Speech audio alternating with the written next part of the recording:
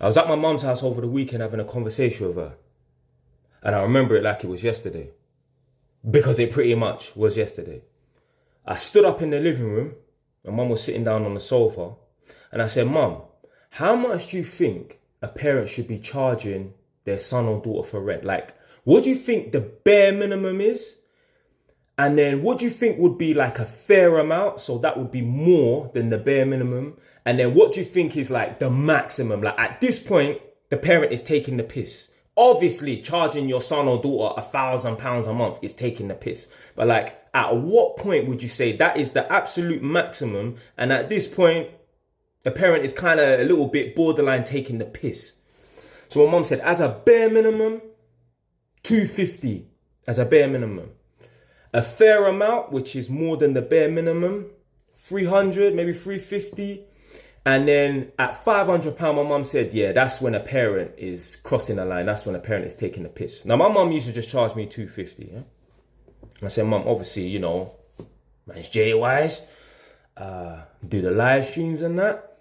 And obviously do videos. And people come underneath my videos and tell me about, you know, how their mom or dad is taking a piss.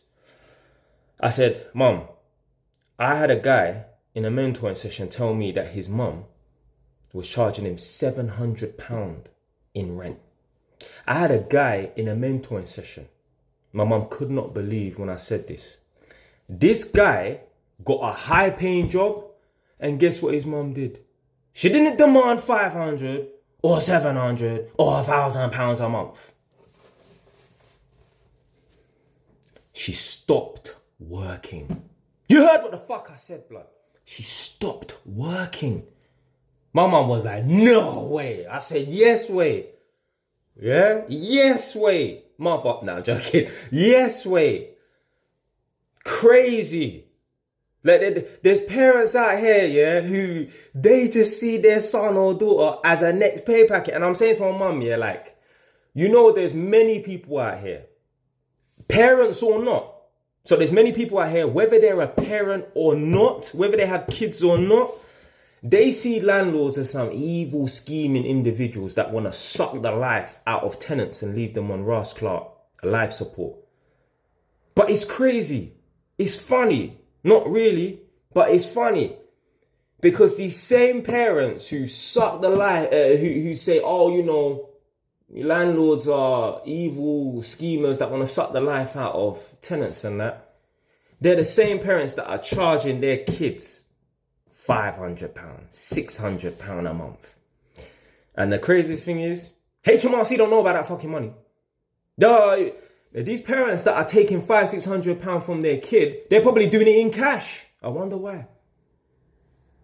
They ain't telling HMRC about that money that's going in their bank account. They're not declaring it as a second income. Yo, if a mum or dad is charging their son £500-600 a month, say £500 a month, 500 times 12, what's that? £6,000. That's an extra income. And I know it's an extra income. Because if your boss told you I would increase your salary to extra £500 a month, you ain't going to tell him no. If you could make an extra £500 a month, doing whatever on the side, legal obviously, legal, you ain't saying no. And it's not going to take that much time. So these parents out here taking the piss, blood. Charging their kid £500-600. And the thing is, yeah, like me and my mum, I reminded her about someone that we know. This woman has a son that's the same age as me. And she stood up in my back garden when I was 21 years old. So, what? 2013. That's how you know man's old. Man was 21 in 2013.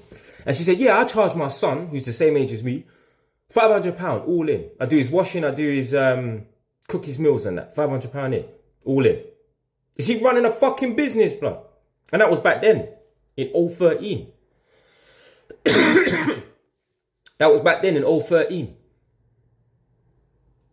When the price of things was a lot cheaper. You do your fucking monthly food shop for £100. £80 maybe. These parents take the piss, man. So, yeah, like I said, I'm sure I said in the previous video, because I know I've said it before. When your mum has a poor mate selection process, i.e. selecting a waste man to breed her up, Well, guess what? When you get older, young man watching this right now, you're going to be your mum's new husband. What do they call it? Son husband, something like that? Yeah. Yeah. Like I said to you lot in previous videos, I could not believe it when a woman said to me that her second baby dad was in jail. The first baby dad saw it as an opportunity to creep in the back door. She told him, no, I'm not interested. You know, women be faithful to the man then when they're locked up, you know. I don't know how we got on the subject, but I said to her, so how soon did you get pregnant by your first baby dad? Yeah? And she said, within like 6 weeks. I'm like, rapido. Yeah? I said, what did he do for a job? I don't know. These same chicks that be moaning about these guys pulling the wool over their eyes. Oh, he wasn't the same in the end as he was in the beginning. That is complete bullshit garbage. It's funny, you know. Just had an epiphany. This is why I love making these videos.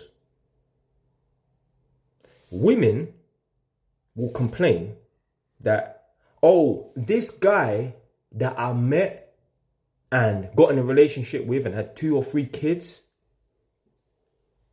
in the beginning, he was one way and then he turned out to be something else in the future. This is what I'm saying, yeah, women have poor mate selection process, because when do you ever hear men talking about their guy friend, oh, he was one way in the beginning and he was the next way in the end? Same with females. When do you hear about females saying that their female friend was one way in the beginning and then they turned out to be someone else in 4 or 5 years' time? You never really hear females talking about their female friends about that. You never hear men talking about their male friends like that. But it's always women talking about men like that. It's because when women meet certain men, they turn fucking fool.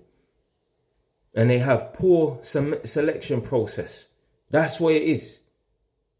Again, you never hear men saying, oh, my brethren was one way in the beginning and he turned out to be someone completely different in the future.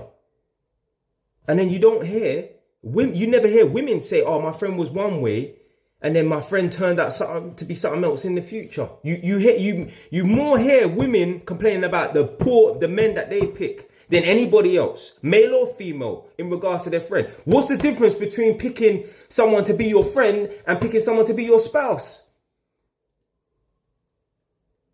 I tell you what the difference is, poor mate selection. That's what the Ross Clark difference is. Anyway, man, that's it for today, man. Stay wise. Tongue off.